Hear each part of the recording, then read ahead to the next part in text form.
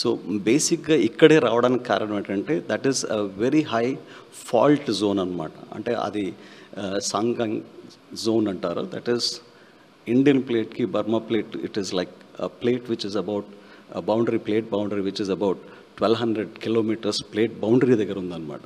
So ఆ plate boundaries దగ్గర జరిగే ఈ ప్రక్రియ ఎప్పుడు ఎలాగ స్ట్రెస్ రిలీజ్ అవుతుందో అనేది చాలా కష్టం. అది అంత ఈజీగా చెప్పలేం.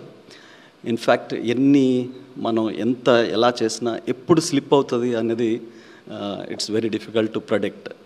So of course there are several seismological stations చుట్టుపక్కల ఉన్నాయి, because that is a very active fault which is over there. So చాలా సైస్మాలజికల్ స్టేషన్స్ ఉన్నాయి, చాలా వరకు ఉన్నాయి. కానీ బట్ స్టిల్ ఒక్కసారి ఇది రావడం అనేది 7.7 రిక్టర్ స్కేల్లో రికార్డ్ అవ్వడం అనేది ఇట్స్ చాలా చాలా బాధాకరమైంది.